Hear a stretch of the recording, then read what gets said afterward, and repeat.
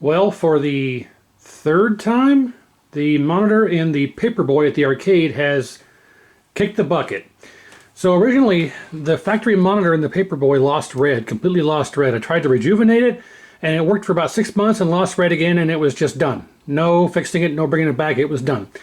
So I found a compatible replacement tube, and I actually have a video on this already, which I'll link down below, and I put it in there, and it worked great for about a year, and guess what? Now the red's gone. I don't mean just gone, I mean the red is completely, totally zero. And it's zero emission. Now it's odd that I've got two tubes now, the original and this one. The original lasted 30 plus years, you know, but this one lasted about a year and then it died. So I think it might have just been, on its last leg or something, or I have no history of what the tube was in originally, but I had a spare tube and I swapped it, and now this one's dead. But the caveat is that I can't just use any old regular tube. This is that special 100-degree tube or whatever it is where the neck is actually smaller. So as the tube narrows down to the neck, the circumference of the area here on the tube is actually much smaller than the standard 19-inch tube. So this is the smaller diameter, so I can't just take this yoke. This is one of those all-in-one yokes where the convergence rings are attached to the yoke as one assembly. And because of that, it needs the smaller diameter neck there. So if I just try and take this off, put it on a standard regular tube, it won't go all the way on. It'll be, about 1.5 inches back, and it won't even be anywhere near how it needs to be, and it just won't work. So I can only do a tube swap if I find a tube with this much more narrow neck degree angle thing for this to fit on. And it just so happens that I have one. I have this 19-inch consumer television, Sanyo, and the model number is, what is this? Alpha Victor Mike -1906. And it just so happens that this guy, if I can get the cover off here, I'm not sure if I'll be able to do it. Okay, yep, I got it. And you can see here that it also has the all-in-one smaller diameter yoke thing here. So yeah, we should be able to use this tube for a swap, and that's going to be interesting because I have no idea why the previous two ones lost red. I think the original one just died over time, and this one just might have been in the same boat where it was used for many years previously before I got it. But that's 2 for 2 where red has completely died. Now I'm going to put the camera on the overhead and go through this and show you just how dead the red is. I don't even have a game board hooked up because there's no real reason to do that. I'll show you here through the rejuvenator here that the red is totally dead. Not only is the red dead, it won't even attempt to rejuvenate. It's just completely shot. So let me get this set up. I'll show you that it's dead. Then we'll take this one out, and I'll try and swap in this one into here with this yoke and do a complete true tube swap as opposed to just taking this whole tube assembly out, putting it in here, and having it work, a 5-minute swap. But because this is going to involve convergence and everything else, it's going to be quite the interesting ordeal here. So let me get this on here. You can see how it's dead. Then we'll start doing the swap and see how that goes. Alright, so we will start by making sure everything is turned down, and it is. We're on the red gun. So we'll set our heater voltage to 6.3, roughly right there. You can see here in the middle for heater we got 6.3. This is a 6.3 heater tube. So now we'll go to our heater leakage. No heater leakage, no G1 leakage. G1 voltage is going to be 50. Down here it says G1, right there is 50. We'll put it to 50. Now we will go to set cutoff voltage, and the red gun's dead, so we'll go to green first, and we'll put it roughly there, at the end of the first section. So you have bad, you have the mediocre, and the good. So right about there is where I'll set it. Oh, we're on green. Okay, now we'll go to blue and do the same thing. All right. Now, on blue, we'll go to read emission, right there. Blue, nice and healthy, amazing. Green, just as amazing and healthy. Red, 0. I mean, literally, 0. When this monitor was in the Paperboy, there was no red whatsoever. Turning up the red color pots, bias and drive, absolutely no difference. The red gun is completely dead. If we go to color tracking, nothing happens. We'll go back to green, and I'll set color tracking to right there where it says set tracking. Okay, and blue is going to be roughly the same. Back to red, dead. Now, so if we go to rejuvenate, and I hit the button, it does nothing. It goes up a little bit, but look, nothing. Dead. The red gun is dead in this tube. It is a paperweight. So unfortunately, that's how things go. So I'm going to get everything set up here and try and do this swap, and we'll see how successful we can be. Alright, so we are going to start by removing the yoke here. Get our next board off, and we'll see if that fits. Yep.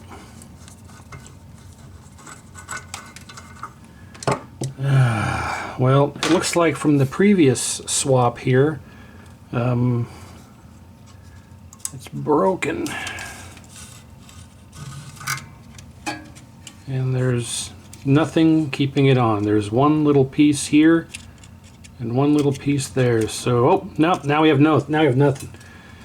Over the years and years of this being subjected to high heat, it has pretty much turned this plastic to nothing.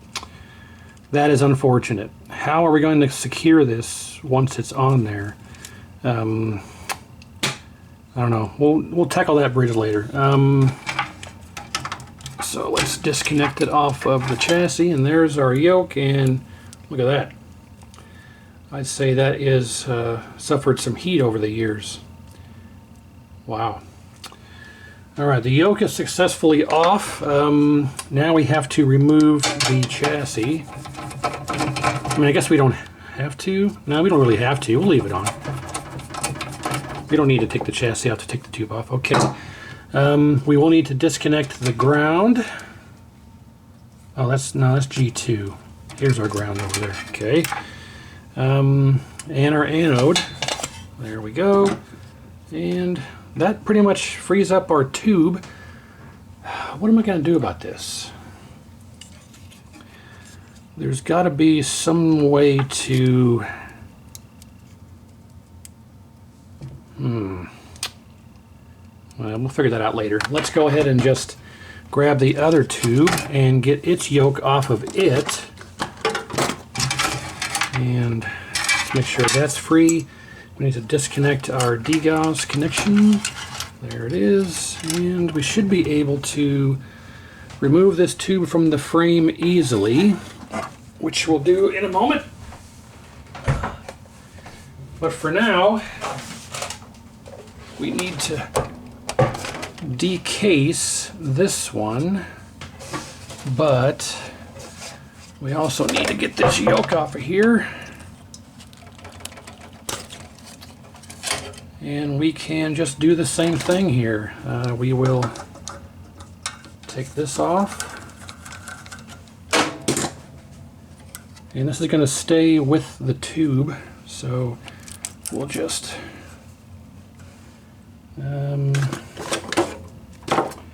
figure out how to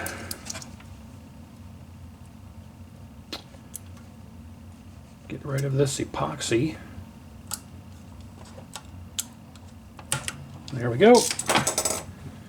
And this should just slide off of here like so. And now we can disconnect the anode here.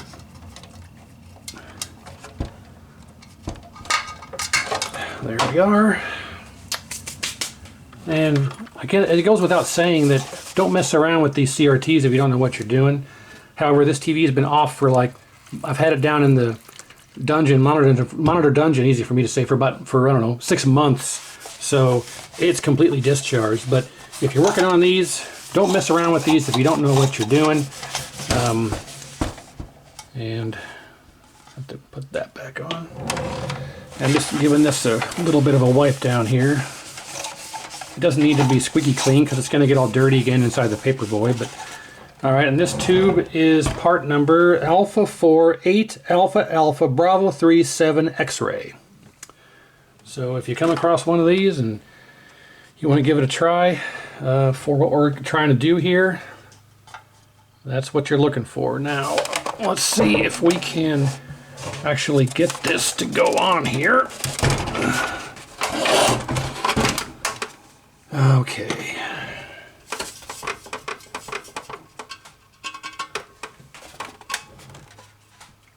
All right.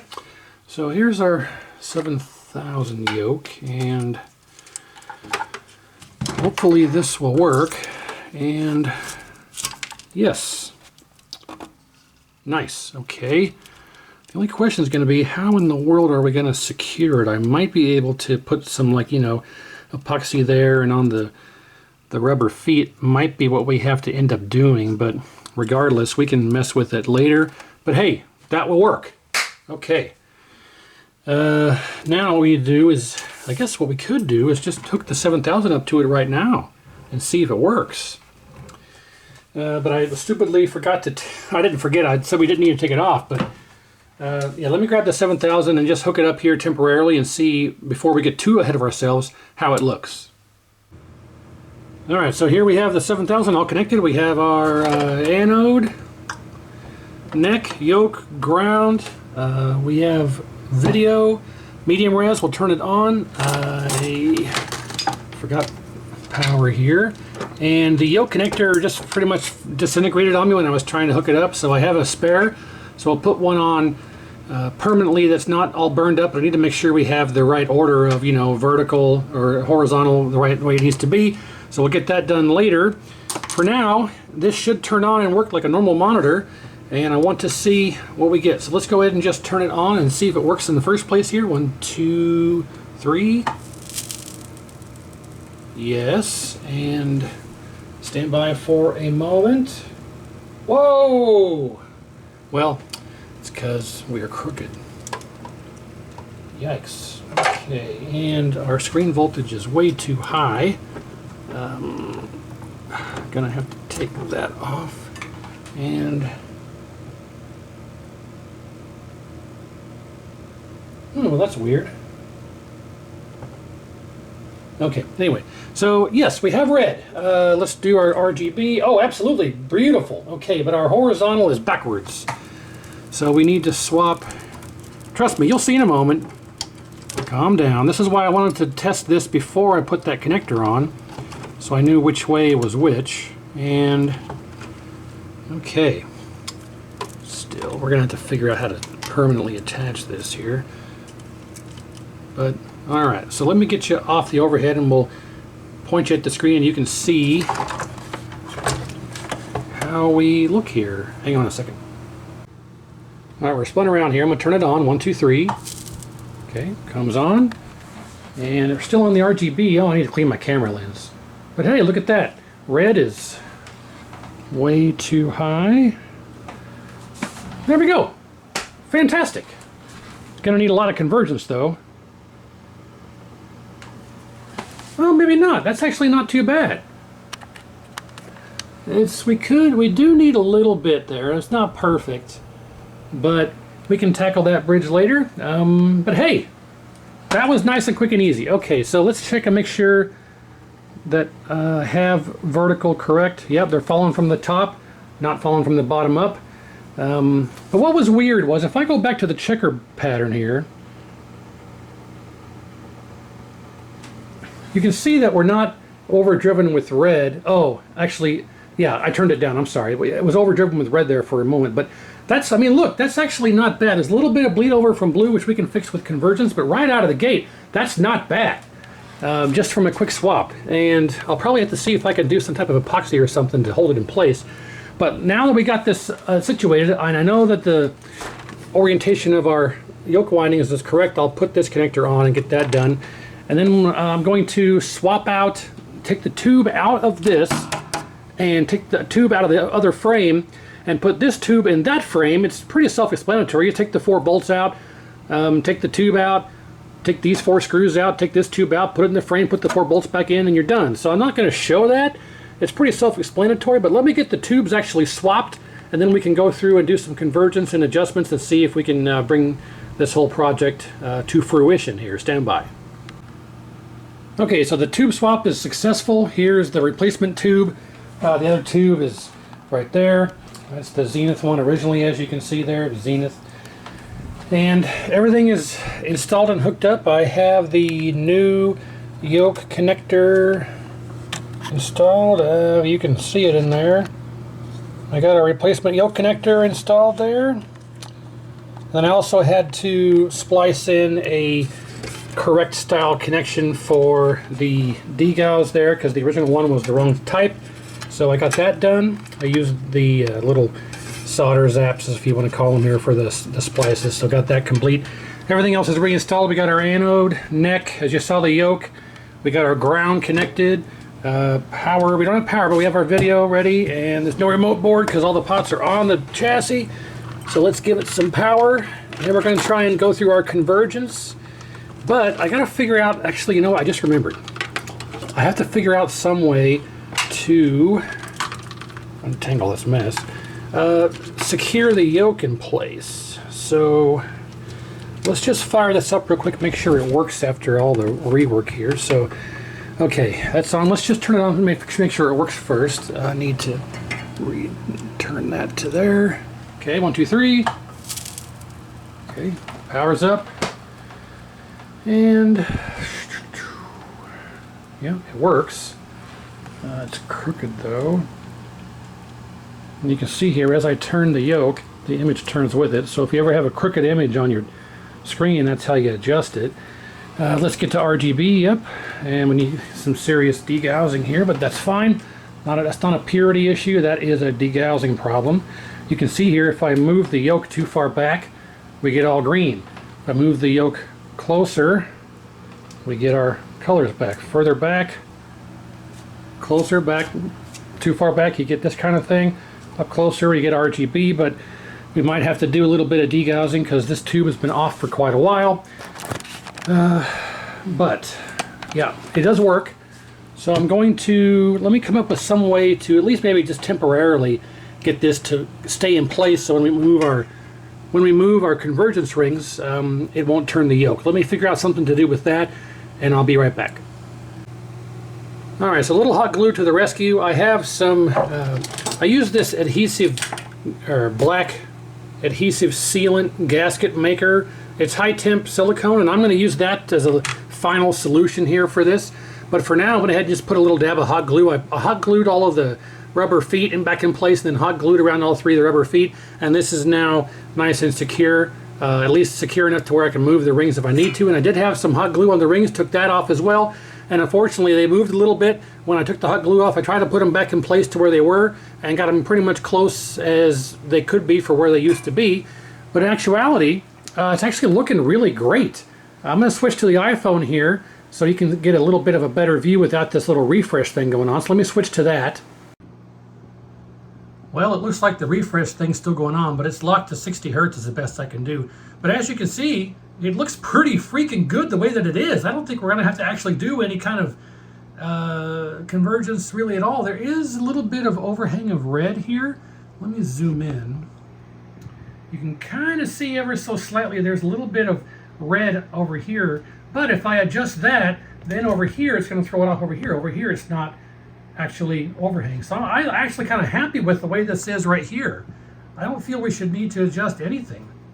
Now, like I said, I did bump those a little bit, the convergence rings, when I got the glue off, because I was anticipating having to make some adjustments here. As you saw before, it was a little bit off.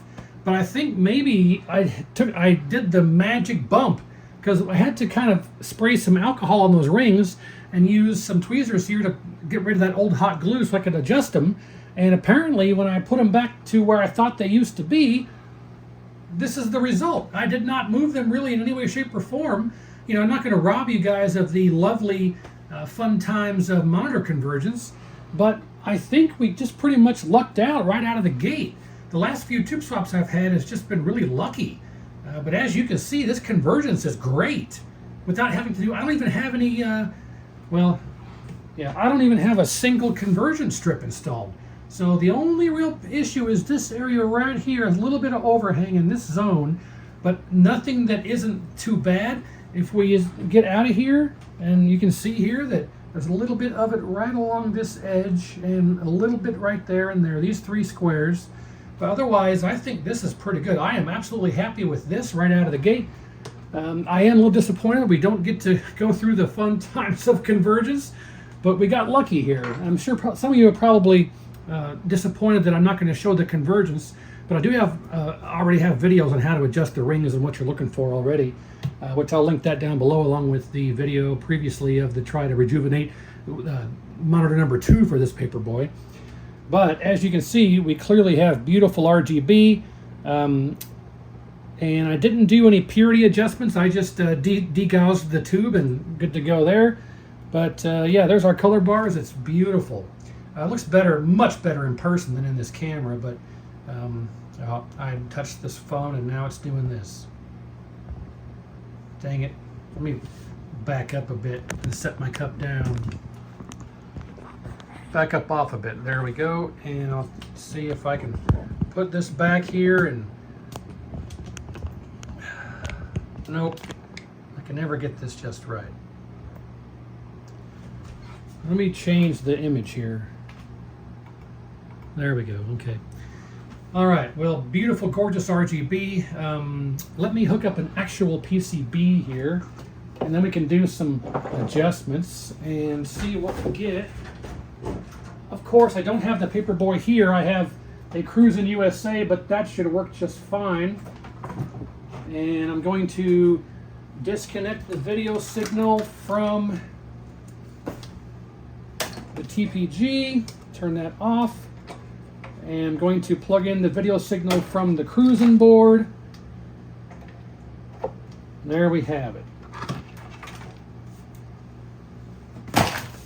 And oh man, great. All right, let's adjust our H position. I'll have to readjust. Oh, that's H hold. Hang on.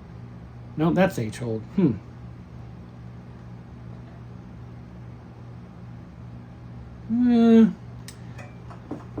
That's about where that's going to have to be. And right off the bat, not too bad. I'll have to readjust all this when it's in Paperboy, but right now I want to adjust a little bit, just adjusting the color pots on here. But I think that'll work. I think that will be fantastic. I can just drop this right into the Paperboy and be back in business. I don't understand really why or what happened with the other tube. It just reached its end of life. That red gun was, I've never seen a gun that dead before, ever. That was crazy. But nice, quick, easy swap. I need to go through and add some hot glue on the convergence rings as they are. Then I need to go through and add a little bit of this high temp RTV gasket maker to some strategic places so the yoke doesn't move on me. And I can drop this back in the Paperboy and get this back up and running. So yeah, I was hoping for a little bit more of an informative thing here, but it all worked out without having to do anything. I think the last tube swap video I did was just an absolute ease, just like this. I've gotten very lucky the last 2 or 3 tube swaps where I didn't have to do a lot of convergence. This one, I don't think I really needed to do any convergence. It actually went just fine. So, all right, well, I guess that's it. I'm going to do the gasket maker, get this thing secured, and get it back in the Paperboy, and we're going to call it a nice, quick, easy tube swap. So, again, yeah, if you have one like this with that all-in-one yoke, you're going to have to find yourself the right type of tube. You can't just use a standard tube. It has to be the right degree and angle, and I think it's 90 degree versus 100 degrees, something like that. But hopefully you understood that in the little display I tried to show on that and how that works. But anyway, there we go. So hopefully you learned something. I appreciate you watching. Make sure you like, share, and subscribe. Comment if you have a comment. Check out the videos in the link, or in the description, I should say. And let me know what you think. I appreciate it. We'll see you next time.